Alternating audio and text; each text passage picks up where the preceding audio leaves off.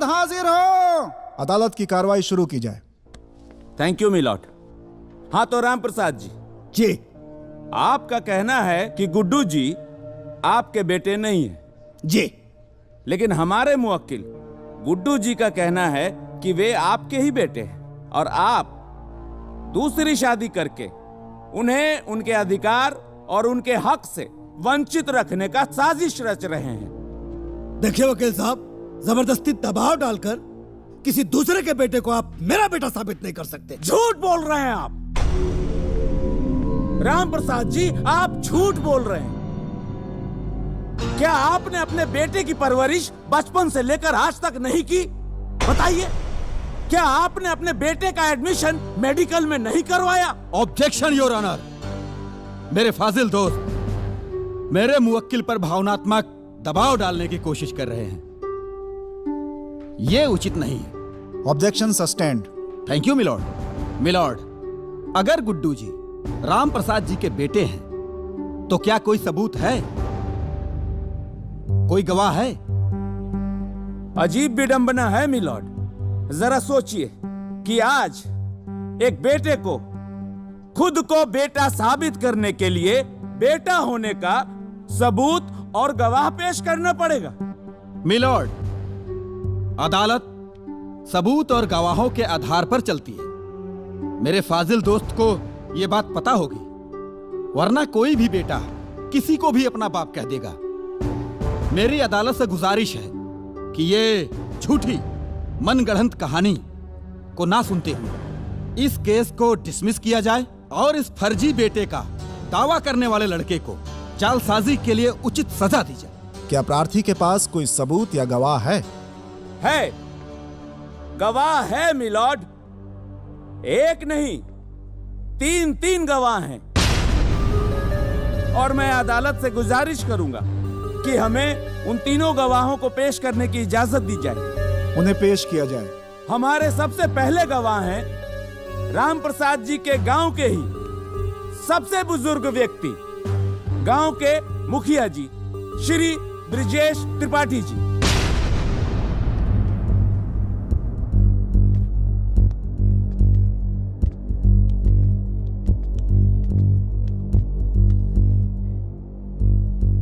हुजूर, मैं उस खुशी के समय को कैसे भूल सकता हूं जिस दिन गुड्डू का जन्म हुआ था।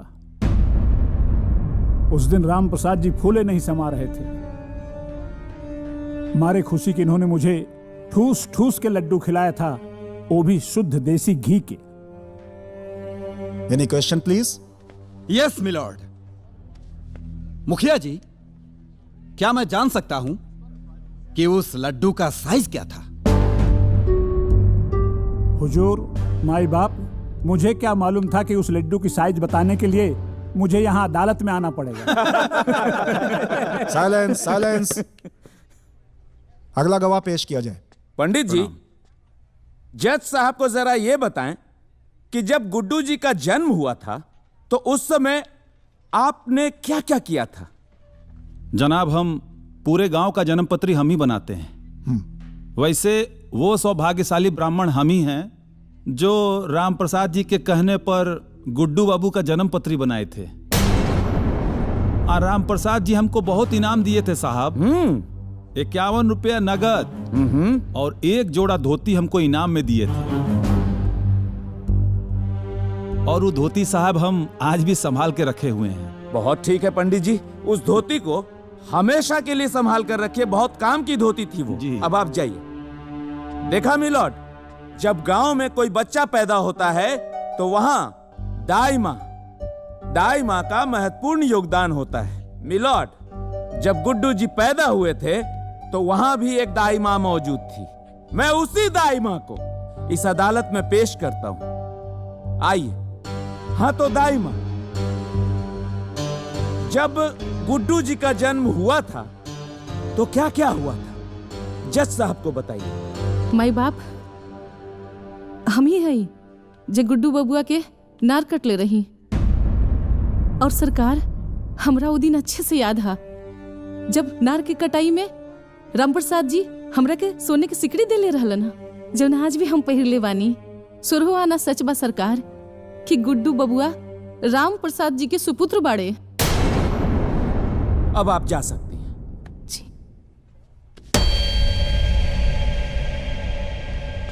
जज साहब, मैं भी इस अदालत से कुछ कहना चाहता हूँ।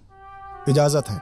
जज साहब, जिस उम्र में इनको तीर्थ यात्रा करना चाहिए उस उम्र में शादी करके बाप बेटे के अटूट रिश्ते को कलंकित करना चाहते हैं, ये बदनाम करना चाहते हैं, ये ऑर्डर ये ऑर्डर। पूरे समाज में हमें गिराना चाहते हैं। मैं कैसे बर्दाश्त करूं, कैसे करूं? शांति। एक बेटे पे क्या गुजर रही है मैं कैसे आपको बताऊं जज साहब? Order order. अपनी भावनाओं को कंट्रोल कीजिए। कैसे करूं? ये अदालत है और अदालत की एक मर्यादा होती है। इस केस का फैसला अदालत कल सुनाएगी। जज साहब ऐसा मत करिए, कल शादी है इनकी, मैं बर्बाद हो जाऊंगा जज साहब, मैं बर्बाद हो जाऊंगा। प्लीज आज ही फैसला सुनाइए। कल कोर्ट तो इज शादी हो जाएगी इनकी अरे- जज साहब। यार सब ठीक हो जाए। सब तबाह हो जाए यार। अरे सब ठीक हो जाए। आई आई चली चली चली। अरे फैसला हमनी के हक में आई ओकर चिंता। गुड्डू जी, केस की सुनवाई पूरी हो गई, अब निर्णय आना बाकी है। आपको क्या लग रहा है? देखिए, मैं सत्य के साथ हूँ जी और भगवान कृष्ण ने गीता में कहा है जी सत्य परेशान हो सकता है जी। पर पराजित नहीं। बेटा तो बेटा होता है। हर बाप अपने बेटे के अंदर राम और श्रवण कुमार की छवि देखना चाहता है। लेकिन वो आपके बाप है, रिश्ते भी कुछ मायने रखते हैं। देखिए, एक बाप बेटा के साथ साथ ये एक हक की लड़ाई है और सत्य की लड़ाई है। और मुझे पता है कि मेरे साथ भगवान है और कमीना प्रसाद, जिस बेटे की परवरिश के लिए, उसकी खुशियों के लिए आपने अपना सब कुछ लुटा दिया, उसी बेटे ने आज आपको कोर्ट तक घसीटा। आपको कैसा महसूस हो रहा है?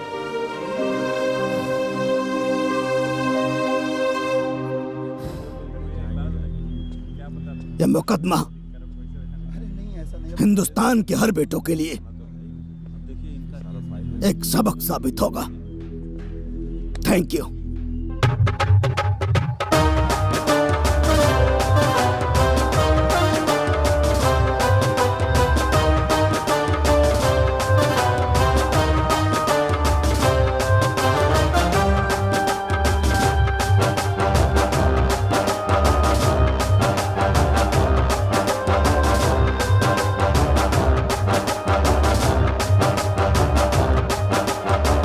प्रणाम प्रणाम। अरे ये बताएं कि बारात कब तक लेके आओ तनी? ए बाबू, एक बात रहनी है कि अभी कहानी पर से पर्दा उठा लिहल जाओ। का कहनी हो? एक बात रहनी हो कि गुड्डुआ के सुधारे खातिर हमन लोगन जवानी नौटंकी कैले बनी जा, झूठ मूठ के बियाह वाला नौटंकी, ओकरा पर से पर्दा उठा लिहल जाओ बाबू। पर्दा हटा लेहल जाओ। हाँ, भरी पंचायत में ब्याह के डेट ऐलान करके, तिलक चढ़वा के, गांव समाज में सब जगह कार्ड न्योता बंट गईल। और रौरा एकरा के नाटक कहता नहीं? ये का कहता रहो? हाँ?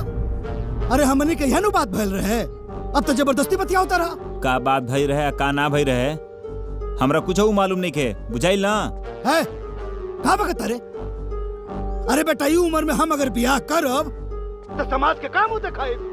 अरे जवान बेटा के भविष्य सुधारे खातिर हम इतना बड़ा नौटंकी कहीं, वो बेटा के अपन मुंह कैसे दिखाई? हम इतना पागल नहीं खी कि रौरा बेटा के सुधारे खातिर हम अपना बहन के इज्जत दाव पे लगा दी और ओकर जीवन बर्बाद कर दी। देख, नादानी में तहू कुछ ना समझ पहले, गुड्डुआ के सुधारे के जिद में हमहू कुछ ना समझ पैनी, उल्टा पुल्टा फैसला ले लेनी, बात आगे बढ़त चल गई। ये उम्र में हम ब्याह करब, अपना खानदान का नाम मिट्टी में मिलाई, लोग थूकी हमरा के गाड़ी दे।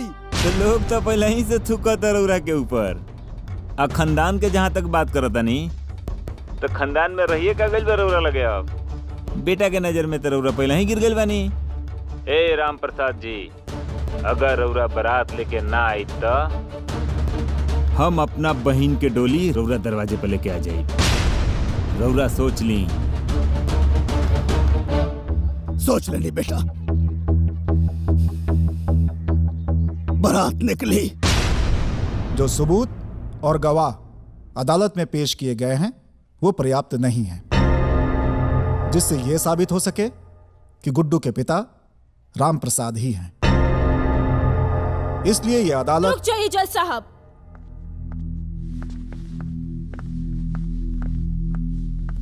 गुड्डू की वोटर आईडी आ चुकी है। Voter ID? ये दे दीजिए।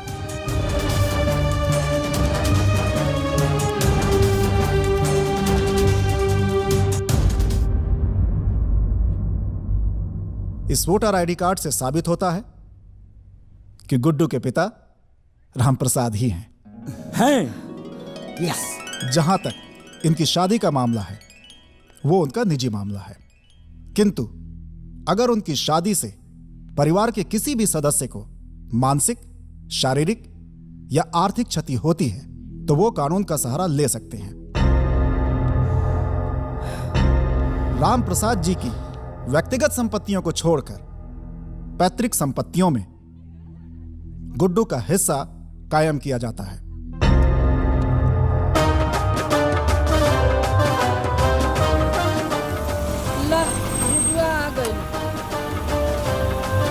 बंद कर, बंद कर।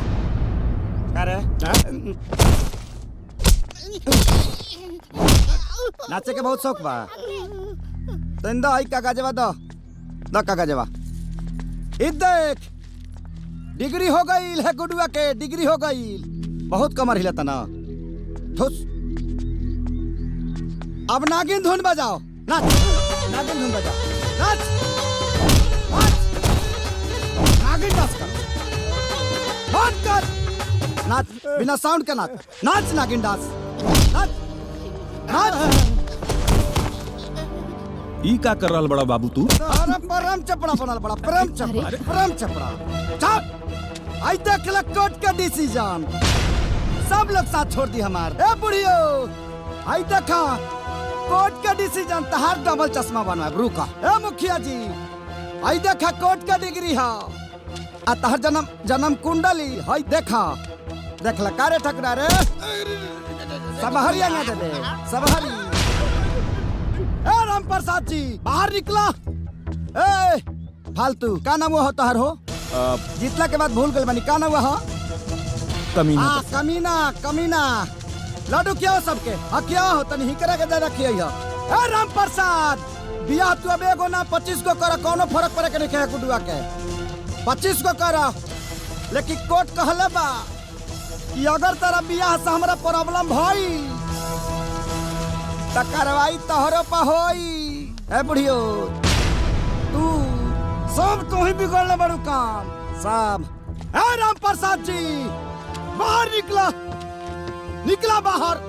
अब गुडुआ के हके ना जमींदारी हो गई बे जी गुडुआ के। भैया, अरे भैया कमाल। भैया चुप। ड्राइवर खानी मुंह लेके आइल बड़े है जी। का हो रामप्रसाद जी? का हो? लुका के बैठल बड़ा। लाज लागत मुंह देखा में, अब बहरिया में। ए वकील, एने आवा। आई देखला रामप्रसाद जी, तारा छाती पर जीत के डिग्री लेके आइल बनी कोर्ट से। तनी एगो वीडियो बनाओ वकील। आई लिखी हो कि बेटा से हार के बाप शर्मसार टाइटल यह डाली हो। अब समझ में आई। उठा हो, अब जमीन जायदाद पर गुडुआ के हक है। उठा। ए रामप्रसाद जी, हाँ?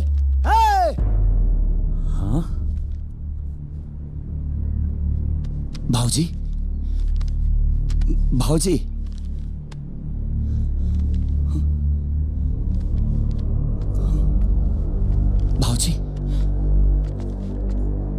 गुड्डू बाबू।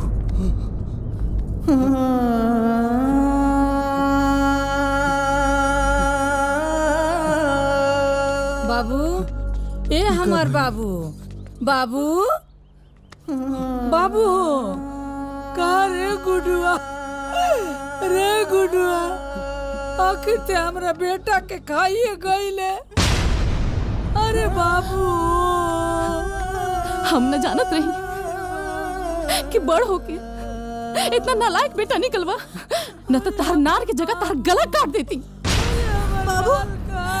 बाबू उठा ना। वाह भाई वाह, का जमाना आ गइल बा। एक ही बाप जे अपना बेटा के जितावे खातिर हमनी के कोर्ट में गवाही देवे खातिर भेजले रहल, और एक ही नालायक बेटा जे अपने बाप के मुआ देलस। हे भगवान, का जमाना आ गइल बा। तोहरा जैसन नालायक औलाद के देख के बेटा आज हमरा विश्वास हो गई। पंचान, कुंडली, ग्रह, नक्षत्र, अरे ये सब झूठ बा बेटा। तो के अपने जीत पे बहुत घमंड रहला ना गुड्डू। ला आज तू जीत गईला। हमार बाबूजी हार गईले। वो हमेशा हमेशा खाते। अरे आज ले हम तोरा साथे रहनी है ना, तो सिर्फ और सिर्फ बाबूजी की वजह से। काहे कि बाबूजी ही कहले रहनी। हमार बेटा अपना जिद और नासमझी के चलते बिल्कुल अकेला पड़ गए हो। ओकरा साथे क्यों नहीं के बेटा? बेटी तू ओकर साथ मत छोड़िया। बाबूजी ओकर साथ मत छोड़िया। लेकिन तोरा साथ निभाओ हमने के बाबूजी हमने के साथ छोड़ के चल गए ले। बाबूजी, ए बाबूजी, ए उठिए ना। ए नाना उठा ना। ए नाना हमको छोड़ के ना जाए। उठा ना। गुड्डू। बाबूजी, ए बाबूजी, ए बाबूजी, ए गुड्डू, ए बाबूजी, ए गुड्डुआ। अरे तोरा के सुधारे खातिर नहीं सब नौटंकी कैले रहनी। अरे पगला हम ब्याह करे भी उम्र में बाल काला करे से क्यों जवान हो जाला रे गुड्डुआ? हाँ? ए बेटा तोरे लापरवाही से ना हम बहुत परेशान हो गए रहनी। हमके लागल कि तोर भविष्य खराब हो जाए। यही ना थे कुल नौटंकी कहनी। अरे बेटा तो हर माई जब दुनिया छोड़ के जात रहनी है ना, तो हमरा से को वचन ले रहनी हो कि गुडुआ के बहुत बड़ा डॉक्टर बनैया। बेटा कर्जा लेके हम तोहार एडमिशन मेडिकल कॉलेज में करौनी, लेकिन तू तो बिचोए में छोड़ के चले आला। हमके बहुत गुस्सा लागल जब ते मेडिकल कॉलेज छोड़ के चले आले। तो सोचनी कि तोरे माई का कहा जवाब दे। इना ते डरवावे खातिर झूठ मूठ के बियाह का नाटक कहनी। अरे पागल, बचपन में जब तक छोड़ कर रहले नु और कोनो बात ना मानत रहले आना, तो हम भूत का और शेर के भालू के बहाना बनाया नौटंकी करी ते भाग के आके हमरा गोते बैठ जात रहले। हमरा इना पता रहले बेटा कि तब बहुत बड़ा हो गईले। गुडुआ बहुत बड़ा हो गईले। अब ना डराला, अब ना डराला। तो कोर्ट तक पहुंच गए बेटा।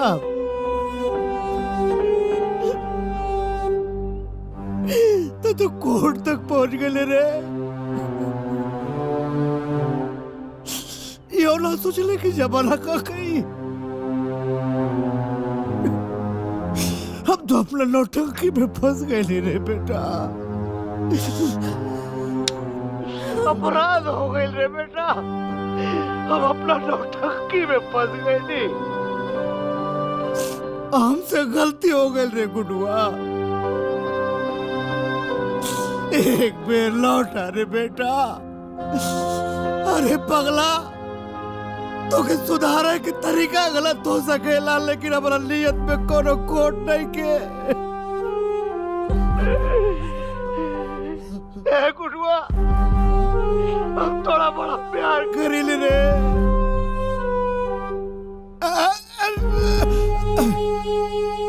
गुडुआ, ए गुड्डू, ए बाबू बहुत घबराहट हो रहा बा।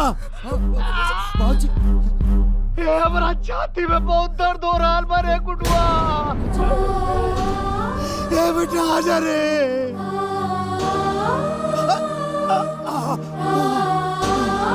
ना भगवान, ना प्रभु, ऐसा मत करिया। हमारा लड़का के आ जाए तो बाबा। हे भोले बाबा, ए गुड्डू, गुड्डुआ रे। बाबूजी, गुड्डू, ए बेटा, हमार गुड्डुआ, ए गुड्डू, गुड्डू आ गई। हमार गुड्डुआ आ गई।